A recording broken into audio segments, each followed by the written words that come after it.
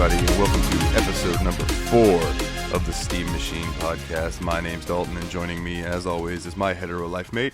This is Ryan. That's Ryan.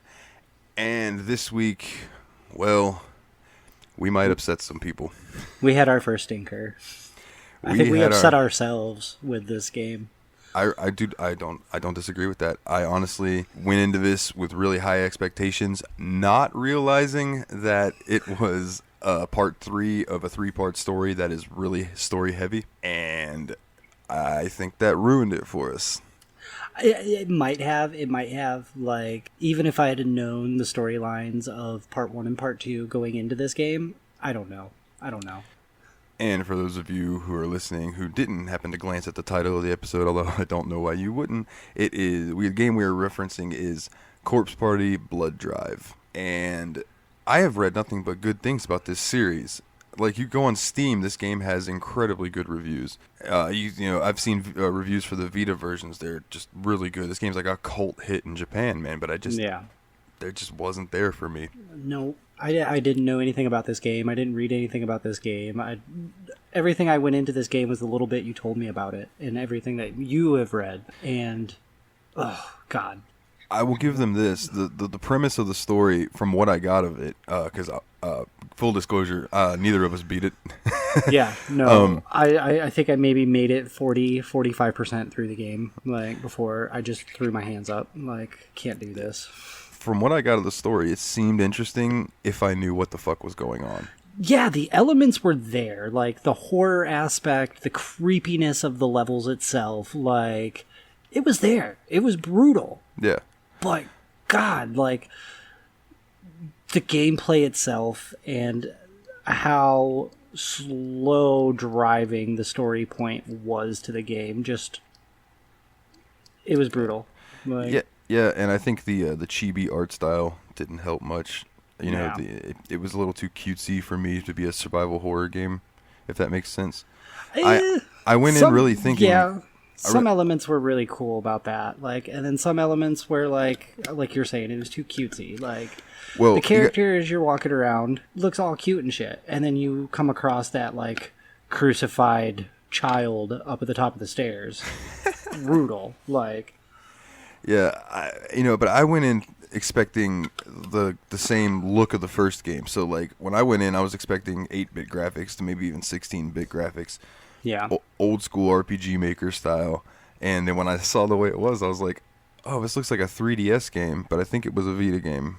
But, yeah, Vita. Yeah. While I was playing it, I spent most of my time watching this YouTuber named Horrible Reviews.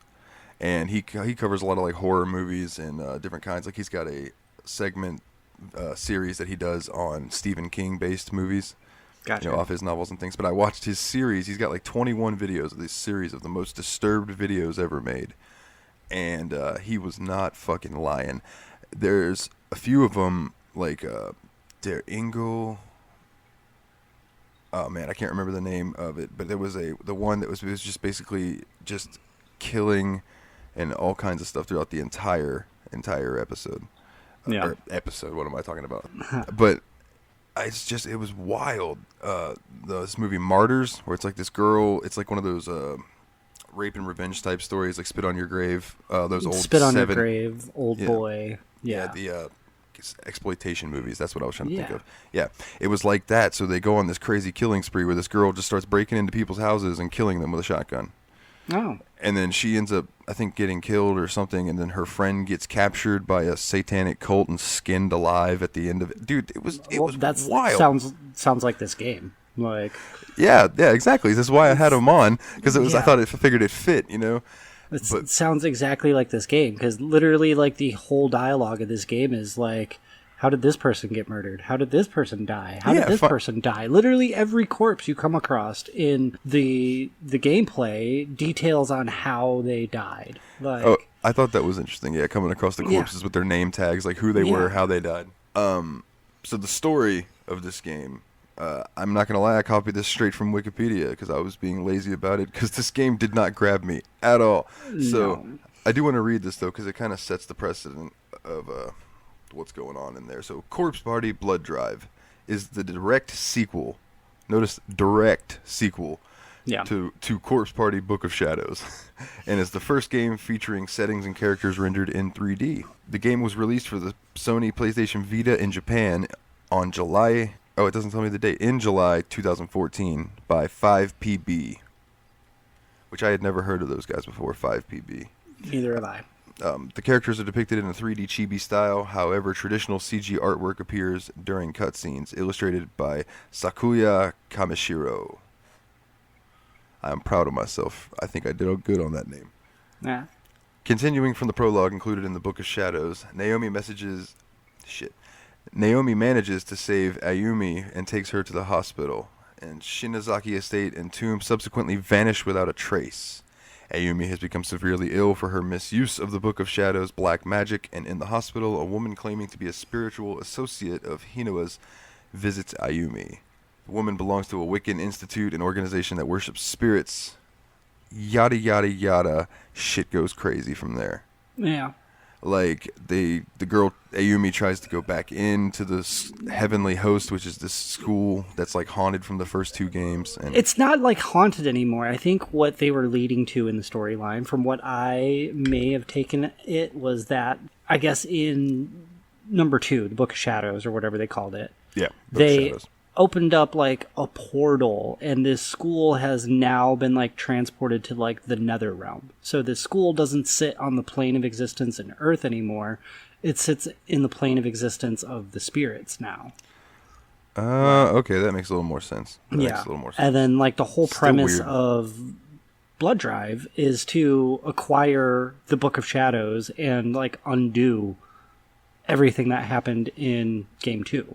Yeah, because anyone that died in that, everyone lost their memory of them. Yeah. Except for the people who were there. And that's like the girl is losing her mind trying to replace the memories of her friends to other people. And apparently, spoilers, this game winds up that... oh, man, what was the dude's name? Do you remember the guy's name? No, not at all. Right offhand? Okay, that's how much of my attention span this game actually captured. Like, all right, we'll call him Kenny. So Kenny and Ayumi end up doing what they need to do to save people, and everyone gets their memory back, but no one remembers Ayumi and Kenny, and they live happily ever after. I think. It could have just everyone dies. I don't know. Yeah. There is a point in this game, I think it's at the end of Chapter 6, that everyone dies. Oh, let's see. I didn't even get that far. I made it to maybe Chapter 4. I think I made it to like Chapter 5, and that was about it. And I got stuck on Chapter 3 for 2 days. Yeah, I was on Chapter 3 for probably about 2 days as well. Like, I gave the fuck up and looked up a guide. I was like, what the fuck am I supposed to do? See, I want that to be like a last resort for me when we do these games. Like, I want to try to do this game like thoroughly, like by the book. Like, let's not look up anything. Like, but I couldn't help it, dude. Touching on what I mentioned earlier about this game was really fucking dark and really fucking brutal. Like, yeah, the details on the deaths of these characters and the detail in the artwork involving these corpses and their deaths was just like, it was almost too much.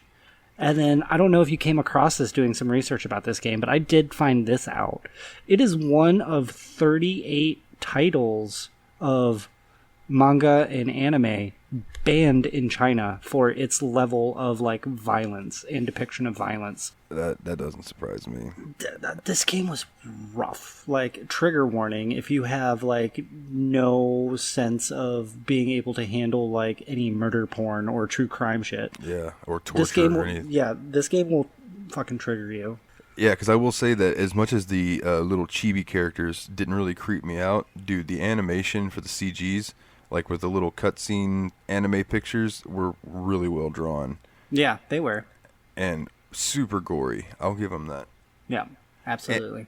And you know, this is not a family-friendly podcast. Like, we cuss and everything, but like I told Ryan before we started, there was these two characters that were, I guess, part of this Wiccan tribe thing, or whatever the hell.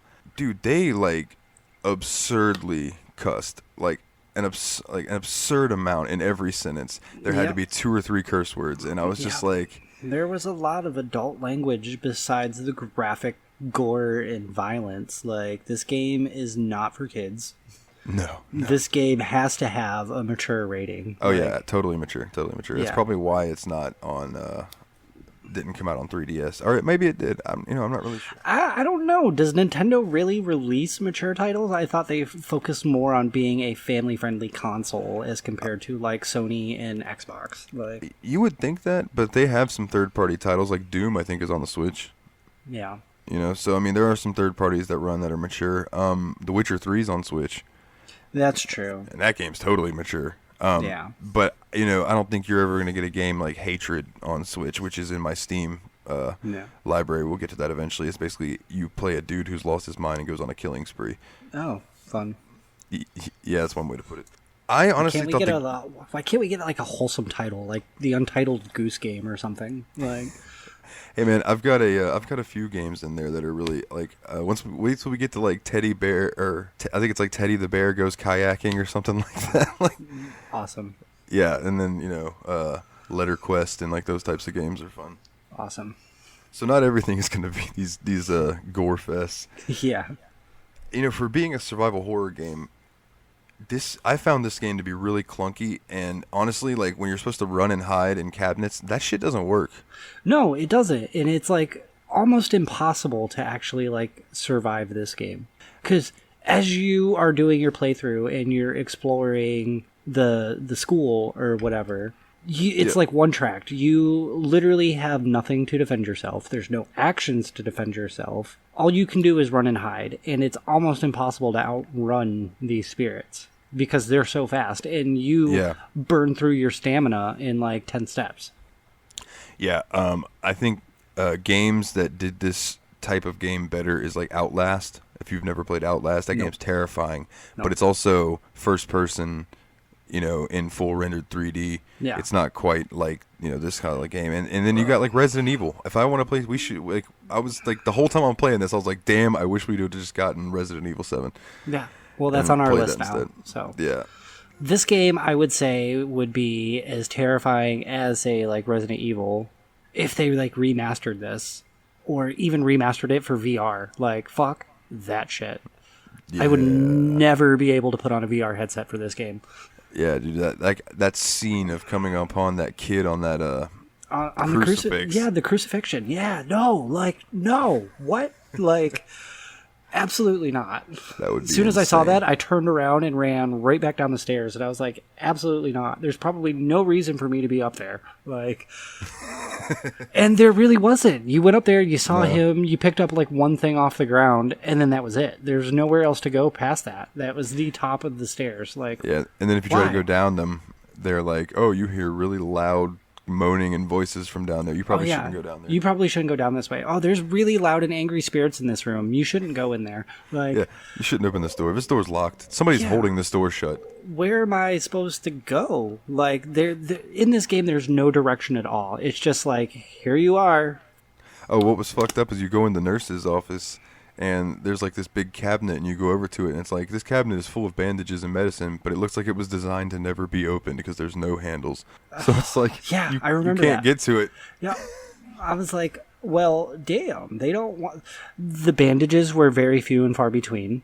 Yes. The icons, the little religious statues that cured you of your darkening were very few and far between. This talismans. This game was literally set up to kill you often and all the time.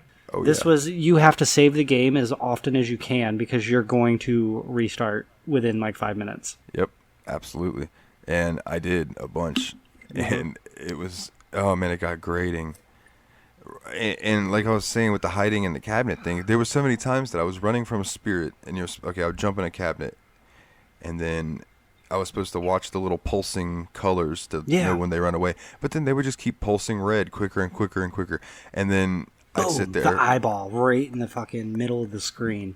No, I never got that. That was the weird thing. I never got that. I just got where it was flashing, and it never stopped. So eventually I just gave up and got out and got attacked anyway. So every time I bolted and ducked into a locker or a cabinet or a closet or whatever it was that you were able to hide in, no matter how much I thought I was in the clear, watching the circles go from green to yellow to red to red to red.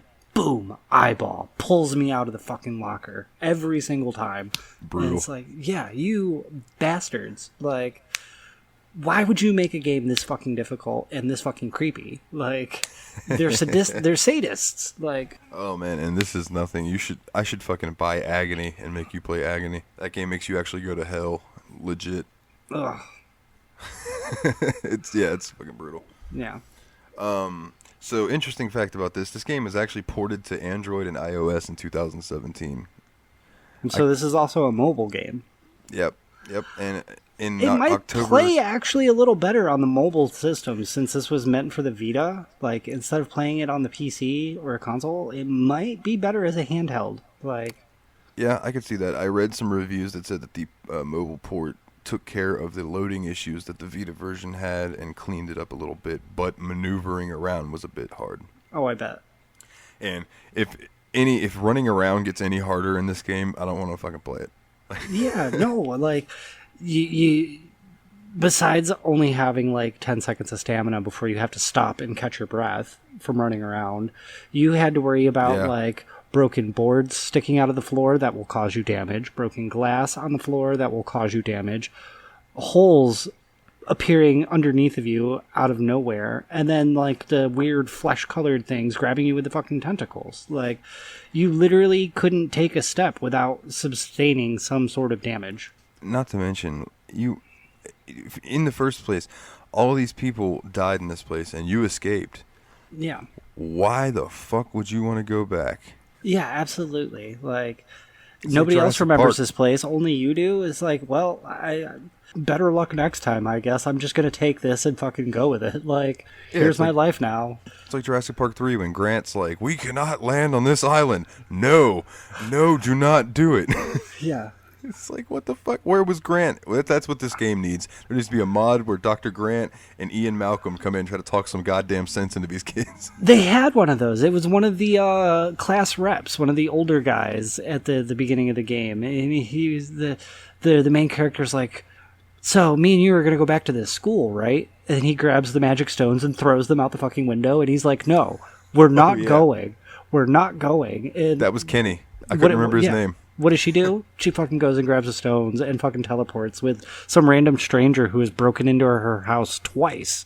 Yeah, it's like, oh, I'm just taking a shower, and now there's this dude in my bathroom. I guess I should go with him to the the haunted elementary school. Yep. Oh, I'm just doing some homework in my bedroom, and oh my god, look who came in through my fucking window. Yeah, now me and you are best friends, and we're gonna go to this haunted school, and not only does that happen, but he disappears within the first 5 minutes of you being there. Yeah, just and then up and gone, and he has the magic stones too, so there's no way you can leave. You are stuck there because he took the items that you need to leave. I don't know if you got far enough to the point where when he called you on the cell phone, but he's just like, hey, and she's like, yeah, you fucking left me, and he's like, yeah, don't worry about it, you'll be fine, or maybe you won't be. We'll find each other eventually. You know, we only have like forever or whatever, whatever the fuck. And he's like, oh my god, try not to die. And I was like, holy shit, dude, this game is so bleak. Yeah, this game was very morbid. Totally. What else do I have about this? I really don't have much else about this game, dude. This game sucked. This game sucked. Yeah, out of 1 out of 10 bloody corpses, this gets like a 2. Like, yeah, I was gonna say a 2 as well, so we're in agreement because I can't give it lower than that because it had promise. I can't. Yeah, like you're saying, I can't give it lower than that because the direction was there, but they didn't go in that direction. Not at all. Like, no, dude, it was rough. It was rough. Yeah.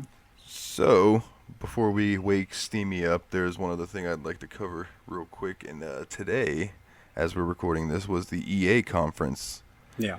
And some interesting things coming. For PC, Apex Legends is coming to Steam, which that's not my big thing, but I know a lot of people love that game. I've played it a little bit on the I've played it a little bit on the PS4. It's a free to play thing, but I think you can like buy like loot boxes and stuff like that.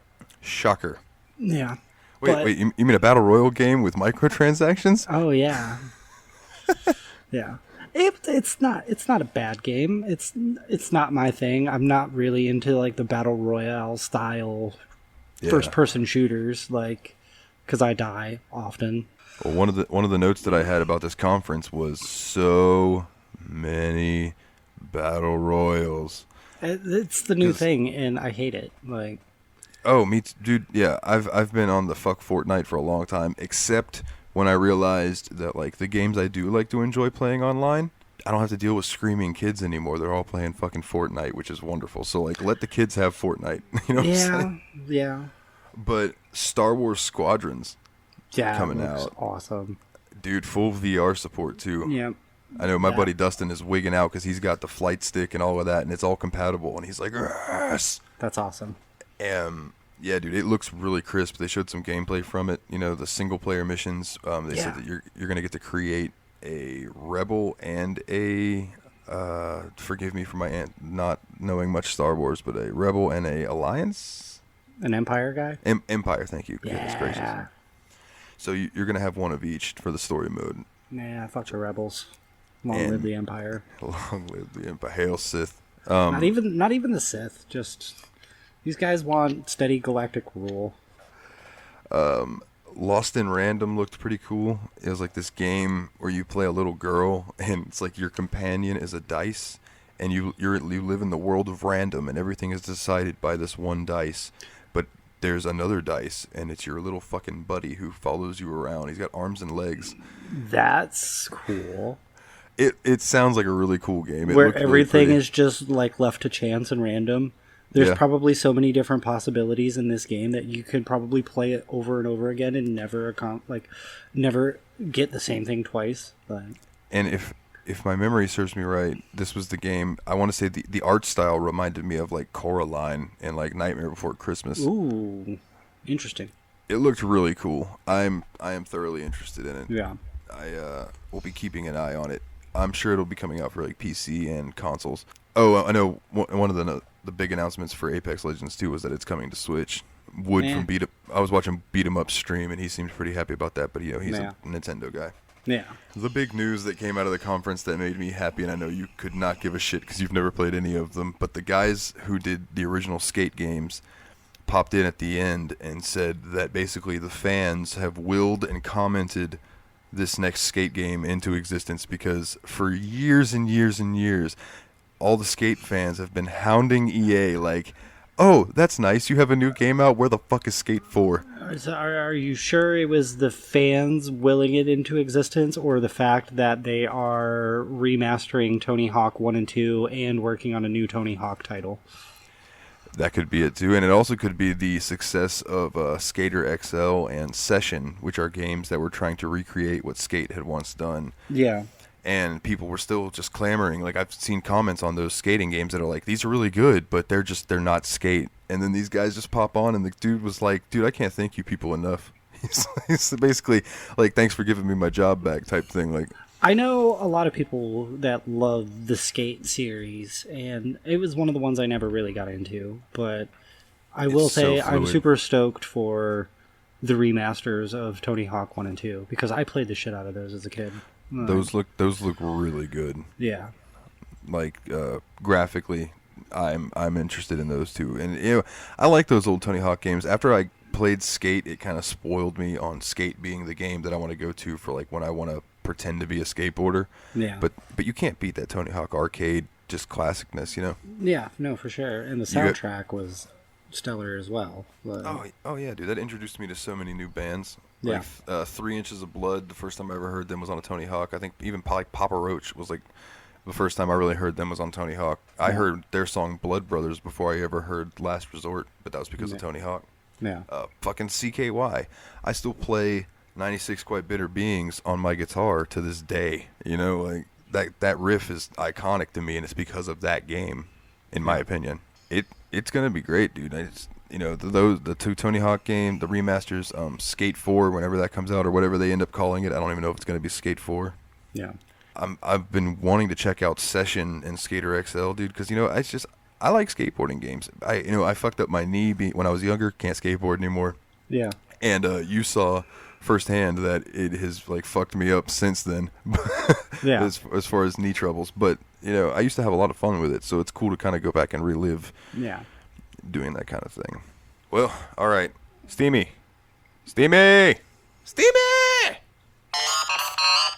Hey, buddy. I don't mean to wake you or anything, but we kind of need a number. Thank you. And our number seems to be from Mr. Steamy this week, 80. Number 80. It's a very low number, but it doesn't really matter. Only 2 digits, this one. Like, that's weird. Only 2. And sir, that means that we are going to be playing The Outer Worlds. Oh, interesting title. The Outer Worlds. It's a relatively newer game, isn't it? Like last 1 or 2 years or so? Yes, it is, and it was put out by Obsidian, the people who did Fallout New Vegas. Gotcha. And this game holds true to that as far as... I've played probably the first hour of it like a year ago or so, or right when it came out. You know what I mean? I shouldn't say a year because I don't even know if it's been out a year yet or not, but it's really, really cool. The whole concept of it, and it seems pretty fluid. I like the way that your decisions matter a little more than they do in like Fallout 4 and Skyrim, how they've kind of gotten to where the illusion of choice. Yeah. The Outer Worlds is a little better about that, and they're also not afraid to be like, oh, your stats are not high enough for this, fuck off. type things. Well, that's cool. So you actually have to like be specific with your stat choices, like your point allotments and everything like that. Yes. Cool. Think of it akin to D&D in an essence. Okay. I guess. Cool. I can do that. Yeah, it should be real fun, man. It should be real fun.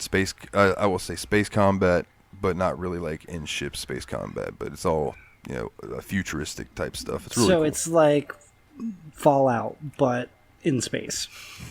Fallout in space.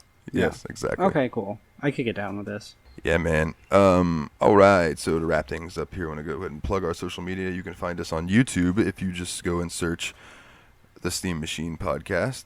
We should pop up there right at the top. You can find us wherever your podcasts are sold or wherever you get them. I haven't quite figured out how to say this part yet, so I'm just gonna. In fact, I'm gonna leave this in. Y'all can laugh at it. And then for the social media, facebook.com/the Steam Machine Podcast, or you can catch us on Twitter, which is twitter.com/Steam_podcast. If you have any questions, want to comment on how good or bad you think we're doing, you want to leave us a review, go to iTunes, search the Steam Machine Podcast. All the 5-star reviews help us raise up in the ranks of that whole spiel. So, anything else on your mind, my brother? No, just disappointed that this was our first stinker. Like, hopefully Outer Worlds is going to be so much better. It came early, and I can promise you that Outer Worlds is going to be better. Yeah. Cool. Hold on one second. My phone is talking to me. I don't know what I saved a reminder for, but I saved a reminder for something in my pocket that's just going to go off fucking randomly. Right.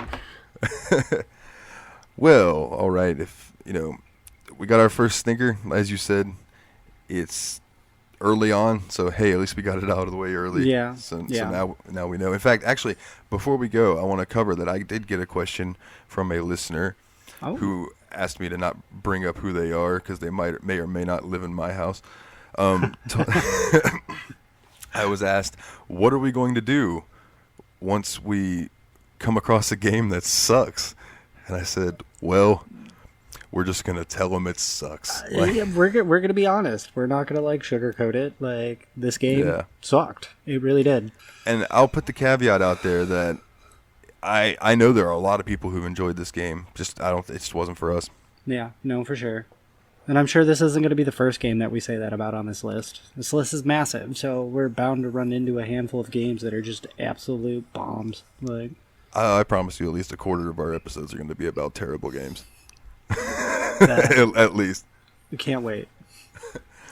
All right, well, that about does it this week for the Steam Machine Podcast. As always, I'm Dalton, he's Ryan, and we will catch you later. Take it easy.